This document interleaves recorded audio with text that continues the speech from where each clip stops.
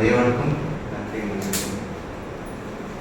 இந்த 7 வார்த்தைகளுமே ஆண்டவர் சிலுவையில் இருக்கக்கூடிய வார்த்தைகள். அந்த வார்த்தையில் சத்தம் எப்படி இருக்கும் என்று சங்கீதம் 29 அழகாக இருக்கிறது. கர்த்தருடைய சத்தம் எப்படிப்பட்டது என்று, அதாவது கிழது மரங்களை குறிக்கிற சத்தமா, அக்கினி ஜுவாலையை போல கர்த்தருடைய சத்தம் இருக்கும். அப்போ அந்த சிலுவையில அவருடைய சத்தமானது, நீங்க நினைக்கலாம் ஆண்டவரை வழியில் வேதனைக்கு இருக்கிறாரு என்று நீங்க நினைக்கலாம்.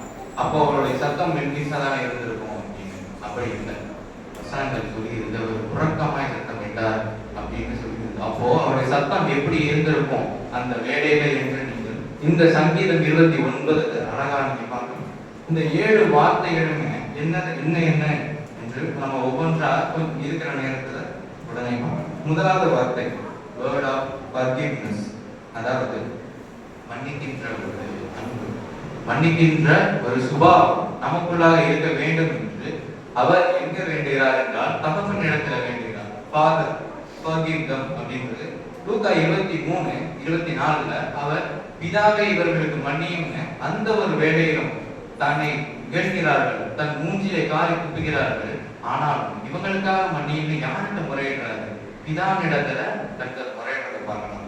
நாமளும் நம்மளோட வாழ்க்கையில நிறைய பேர் நம்மளை இருந்திருக்கலாம். மூஞ்சிக்கு முன்னாடியோ மூஞ்சிக்கு பின்னாடியோ நிறைய பேசியிருக்கலாம். ஆனா கர்த்தராகிய ஆண்டவர் சிலுவை பாடு மத்தியிலுமே அவர்களுக்காக தான் பிதா இடத்துல வேண்டி மன்னிப்பு கேட்டாரு. அப்போ நமக்கு அதை கம்பேர் பண்ணும்போது இது ஒன்றும் பெருசு இல்லை. அப்ப நம்மளும் நம்ம மட்டும் மன்னிக்காம மற்றவர்களிடையும் அவங்களை மன்னிங்க, இந்த ஒரு விஷயம் பொறுத்து கொள்ளுங்க என்று கேட்கப்படணும். இதுதான் முதல் வார்த்தைங்க. இரண்டாவது வேர்ட் ஆஃப் சால்வேஷன், அதாவது ரட்சிப்புக்குரியவர். அதாவது முதலில் மன்னிப்பு, அடுத்த ரட்சிப்பு. லூக்கா 23:43 அவர் அந்த கல்லறை ஏன் என்னுடைய பதேசி இருப்பாயின்னு சொல்றாரு. அதாவது அவர் சிலுவை பாடு மத்தியிலும் இன்னொரு நபரையும் ரட்சிக்கிறார். நாம பிரதர் சொன்ன மாதிரியே நாம நிறைய பேருக்கு செவி கொடுக்க நேரத்துல இருக்கோமா? அதாவது நம்ம என்ன நினைக்கிறோம், நம்மளே ஒரு கஷ்டத்துல இருக்கோம், எனக்கே 1000 வேலை இருக்கு, அந்த வேலையில நடுவில் டிஸ்டர்ப் பண்ணிட்டு இருக்காங்க, எனக்கே வாழ்க்கையில் இவ்வளவு பிரச்சனை இருக்கு, இந்த பிரச்சனையை பார்த்தாலும் இவங்க வேலை அப்படின்னு நம்ம அடுத்தவங்களோட பிரச்சனையை அடுத்தவங்களோட குறைகளை கண்டுக்க மாட்டோம். அப்படி இருக்கக்கூடாது. ஆண்டவர் சிலுவையில ஆணிகள் கரங்களையும் காலையும் அந்த ரத்தம் அதாவது அந்த வலி இப்போ பெயின் மீட்டர் ஒண்ணு ஆராய்ச்சியாளர்கள் சொல்றாங்க. அந்த பெயின் மீட்டர் 10 வரைக்கும் இருக்குதான். அந்த 10ல பிரசவ வலி என்பது 10க்கு 10 அப்படின்னு ஒரு மீட்டர் கணக்குல சொல்றாங்க. அப்போ அந்த பிரசவ வலி என்பது கொஞ்ச நேரம் தான் இருக்கும். ஆனா இந்த குரூசிபிகேஷன், அதாவது சிலுவையில அறையப்படுற இந்த வலி வேதனை அந்த 10க்கு 10ம் இதுவும் ஒன்றாக இருக்கிறது. ஆனா என்ன ஒரு வித்தியாசம்னா, அந்த பிரசவ வலி கொஞ்ச நேரம் தான் இருக்கும், ஆனா அந்த சிலுவை வேதனை என்பது அந்த சாகிற வரைக்கும் இருக்கும் அப்படின்னு சொல்றாங்க. அப்போ அவ்வளவு வலி அவ்வளவு வேதனை மத்தியிலும் அவர் என்ன பண்றாரு? அந்த கல்லறை என்னுடனே கந்தேசிற்கு முதல் செவி கொடுக்கிறாரு. அப்ப நம்ம வாழ்க்கையில எவ்வளவுதான் கஷ்டம் இருக்கலாம், எவ்வளவுதான் துன்பம் இருக்கலாம், ஆனா மற்றவங்களுக்காக நம்ம ஜெபம் பண்ணணும். மற்றவங்க சொல்ற அவங்களோட குற்றங்கள் குறைகளா இருக்கலாம், அவங்க வேண்டிக் கொள்கிற சில காரியமா இருக்கலாம். அப்ப அவங்களுக்காக ஜெபம் பண்ணணும், அவங்க சொல்றது செவி கொடுக்கணும். நம்ம 1000 பிரச்சனைகள் இருந்தாலும் அது மத்தியில நமக்காக இயேசுப்பட்ட பாடுகளுக்கு அது ஒப்பிடும் போது அது ஒரு லேசான காரியம். அப்போ நம்ம எவ்வளவுதான் ஒரு பிரச்சனைகள் இருந்தாலும் நம்ம பக்கத்துல இருக்கிறவங்களுக்கு செவி கொடுக்கணும். இதுதான் இரண்டாம் வார்த்தைக்கான அர்த்தம். மூணாவது வார்த்தை வேர்ட் ஆஃப் ரிலேஷன்ஷிப், அதாவது கேர், அன்பு. தாயை பார்த்து சொல்கிறார், அதோ ஒரு மகன் என்று.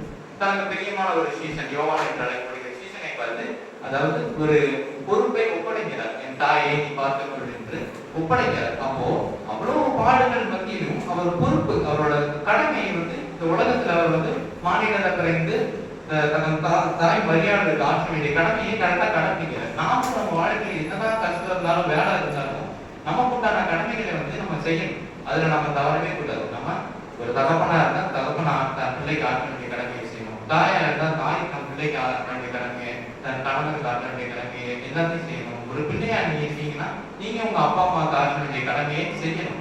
அதாவது அந்த கடமைங்கிறது, நான் இவ்வளவு வேலையில இருக்கேன், என்னால போக முடியாது, நான் இவ்வளவு கஷ்டத்துல இருக்கேன் முடியாது சொல்லக்கூடாது என்பதற்காக ஆண்டவர் சிலுவையில் அந்த பாடுகளின் மத்தியிலும் அந்த ஒரு கடமையை கரெக்டா கடைபிடிக்கிறாரு. அப்ப அந்த பாடுகளை கம்பேர் பண்ணும்போது நம்ம எப்படி இருக்கோம் யோசிச்சு பார்க்கணும். நம்மளுடைய கடமைகளையும் நம்ம வாழ்க்கையில அன்பு செலுத்துற நேரத்திலையும் அதை நம்ம தவறப்படுறோம். நான்காவது வார்த்தை வந்து 27:46 சொல்லியிருக்கு. அதாவது தேவனே தேவனே ஏன் என்னை கைவிட்டர் என்று.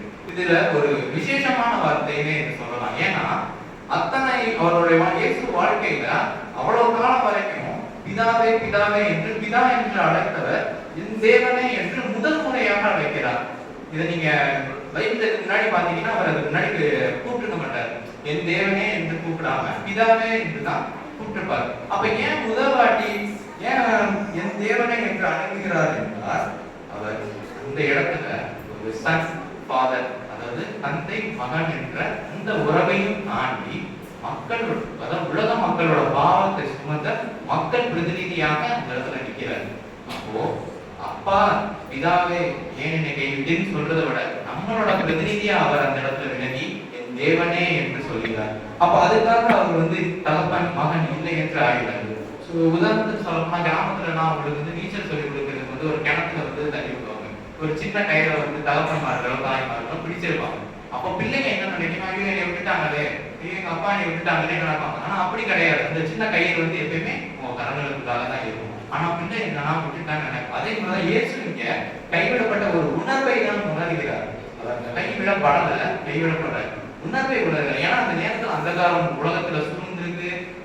எப்பயுமே இந்த வாழ்நாள் முழுதுல இருந்த அந்த பிதா ஒரு கனெக்ஷன் அங்க இல்லை. ஏனென்றால் உலகத்தின் பாவமானது அவர் மேல சுமத்தப்பட்டிருக்கு. எந்த பாவம் இருக்கோ அங்க பிதாவானவர் இருக்க மாட்டார், கடவுள் இருக்க மாட்டாங்க. எந்த கடவுள் இருக்காங்களோ அங்க பாவம் இருக்காது. அப்போ உலகத்தோட பாவத்தை ஒட்டுமொத்தமா இயேசு சுமக்கும்போது அந்த பிதாவாக தன் முகத்தை மறைக்க பொழுது அந்த கைவிடப்பட்ட உணர்வை தான் உணர்கிறார். அப்ப அதில் வெளிப்படுதுதான் என் தேவனே ஏன் என்னை கைவிட்டது என்கிற இந்த ஒரு வார்த்தை. நாம நம்ம வாழ்க்கையில நிறைய நேரத்துல கைவிடப்பட்டு இருக்கலாம். என்னடா இது கடைசி நேரத்துல இப்படி ஒருத்தவங்க சொல்லி ஏமாத்தாங்க, இதுக்கப்புறம் நம்ம என்ன செய்யறதுன்னு திகச்சு நிற்கலாம். ஆனா நல்லா யோசிச்சு பாருங்க, நம்ம சின்ன வயசுல இருந்து எப்பெல்லாம் அப்படின்னு நினைக்கிறோமோ அந்த விஷயம் உடனே முடிஞ்சிருக்கும். அது ஒரு சின்ன விஷயமா தான் இருந்திருக்கும். அப்போ உண்மையிலே என்ன இருக்குன்னா நம்ம கைவிடப்படலை, கைவிடப்பட உணர்வு தான் நம்மளுக்கு இருக்கே தவிர நம்ம உண்மையிலேயே கைவிடப்படாது. இதுதான் அந்த 4வது வார்த்தை. அதாவது இந்த 4வது வார்த்தை இன்னொரு முக்கியமான விஷயம் என்னன்னா, அங்க தெய்வம் வந்து ஒரு வீக்கா ஏன் கைவிட்டீங்க அப்படின்னு சொல்லல, ஒரு அன்புல தான் சொல்றாரு. ஏன்னா மத்திய 26:53 நீங்க வாசிச்சு பாருங்க. அதுல அவர் என்ன சொல்றாரு ஆண்டவர் அப்படின்னா, என் பிதா நான் கேட்டேன் என்றால் ஒரு 12 லேகியோட சோல்ஜர்ஸ், அதாவது 12 லேகியம் ஏஞ்சல்ஸ் வந்து அவர் அனுப்புவது வல்லவராக இருக்கிறார். அனுப்ப மாட்டார் நீங்க நினைக்கிறீங்களான்னு தன்னுடைய சீசர்கள் சொல்றாரு. ரோமர்கள் கணக்குல ஒரு லேகியம் என்றால் 6000 சோல்ஜர்ஸ் தான். அப்போ 12னா 72,000 சோல்ஜர்ஸ். அப்ப நினைச்சு பாருங்க, 72,000 தூதர்கள் வந்து என்ன ஆகும் என்று. சோ அவர் பிதாவின் இடத்தில் கேட்டும் அவர் தருவது வல்லவராக இருக்கிறார். ஆகி இந்த சித்தம் நிறைவேறும்படி அப்படி இருக்கிறது. ஆகிய அந்த கைவிடப்பட்டது வெறும் உணர்வு தான். நாமும் நம்ம வாழ்க்கையில் வெறும் உணர்வை தான் வந்து எக்ஸ்பீரியன்ஸ் பண்ணி போறோம். உண்மையிலேயே ஆண்டவரான கைவிடுவது. அடுத்ததாக 5ஆம் உணர்வு, பேர்ட் ஆஃப் சஃபரிங், நான் தாகமாக இருக்கிறேன் என்று யோவான் 19:28 சொல்றது. சிலர் அதை வந்து பிசிக்கலா நினைப்பீங்க, உண்மை ஆண்டவருடைய தாகமாக இருக்கிறார் என்று. சிலர் வந்து இரண்டும் கலந்ததுதான். அதாவது இந்த கிரியேட்டர், நம்மளை படைத்தவர் மனிதன் படுற பாடை உண்மையை எக்ஸ்பீரியன்ஸ் பண்றாரு. அதுல இருந்து வெளிப்படுகிறது தான் நான் தாகமா இருக்கிறேன் என்பது. இது ஆத்மா தாகத்தையும் பிடிக்கும். அவர் நமக்காய் பட்ட அந்த வழியின் வெளிப்பாடுகளையும் நாமும் நம் வாழ்க்கையில வழி வேதனைகள் படலாம். ஆனா தான் தீக்கிறவராய் ஆண்டவர் இருக்கிறார் என்று நீங்கள் உணர்ந்து கொள்ள வேண்டும். 6வது, இது வந்து யோவான் 19:30 எல்லாம் முடிந்தது என்று சொன்ன வார்த்தை, வேர்ட் ஆஃப் விக்டரி, அதாவது வெற்றியின் வார்த்தை. சோகமான வார்த்தை இல்ல, இந்த ஒரு துதிக்கிற வார்த்தையில இருந்து ஒரு வெற்றியின் வார்த்தை. அதாவது நம்மளுடைய பாவ கடனை அவர் முடிச்சுட்டார் என்று சொல்கிறார். அது வந்து ஒரு வெற்றியின் வார்த்தையாக நாம் இருக்கணும். 7வது வார்த்தை, வேர்ட் ஆஃப் சரண்டர், அதாவது எல்லாத்தையும் பிதாவின் கையில ஒப்படைக்கல. அதுதான் அந்த நிறைவான வார்த்தை. நாம நம்ம வாழ்க்கையில நிறைய விஷயம் பண்றோம், ஆனா கர்த்தருக்குள்ள கடைசியா ஒப்படைக்கிறோமா என்பது ஒரு கேள்விக்குறிதான். அது வந்து கர்த்தருக்கு மகிமையான விஷயமா இருக்கலாம், இல்ல நம்மளுடைய சொந்த விஷயமா இருக்கலாம். ஆனா எதையுமே அவர்களோட ஒப்பு கொடுத்து நீங்க பண்ணும்போது உங்களுக்கு வெற்றியை ஆண்டவர் கொடுக்கிறார். கடைசியில இயேசு எப்படி தம்மைத்தாமே தன் ஆவியை ஒப்படைத்தார், அதே போல நாம் இந்த வாழ்க்கையில நம்ம ஒப்படைத்தால் கர்த்தர் நமக்கு நிச்சயமாக வெற்றியை கொடுப்பார். இந்த அதே போல 1 பேதுரு 2:21 சொன்னது போல கிறிஸ்து இயேசு நமக்காக பாடுபட்டார். எபேசியர் 5 2ல சொன்னது போல நாம் அன்புல நடக்க வேணும். இந்த 7 வார்த்தைகளுமே மனித வாழ்க்கையில ரொம்ப முக்கியமானது. ஒரு சின்ன கதையை சொல்லி உங்களுக்கு நான் முடிக்கிறேன். கொரேஷியோ என்கிற ஒரு லாயர் இருந்தார். அவர் வந்து சிகாகோல இருந்தார். அவருக்கு ஒரு மனைவி, 4 பெண் பிள்ளைகள். இந்த 4 பெண் பிள்ளைகளும் ஒரு மனைவியும் சிகாகோல ஒரு தீப்பற்றி எரியுது அவங்க ஏரியாவில். அப்போ என்ன பண்றாரு, நீங்க பாதுகாப்பாக வேற இடத்துக்கு வந்துருங்க என்று சொல்கிறார். அவங்களும் படகுல ஏறி 4 பெண் பிள்ளைகளும் அவருக்கு மனைவியும் வந்துடுறாங்க. அப்போ அந்த பயணத்துல என்ன ஆகுது, ஒரு விபத்து ஏற்பட்டு அந்த 4 பிள்ளைகளுமே மறைத்து போயிருக்கிறார். அப்போ ஒரு டெலிகிராம்ல அவரோட கணவர் கொரேஷியோவுக்கு நம்ம மனைவி வந்து எழுதுறாங்க, சேவ்டு அலோன். அந்த ஒரு வார்த்தை சேவ்டு அலோன்னு எழுதுறாங்க, அதாவது தனியாக காப்பாற்றப்பட்டேன்.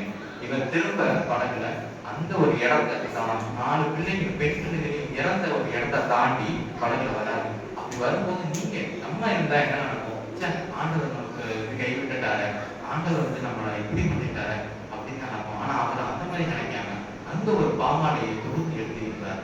அந்த ஒரு பாமாலை தான் என் ஆத்மாவுக்கு நலம் என்கிற ஒரு பாமாலை.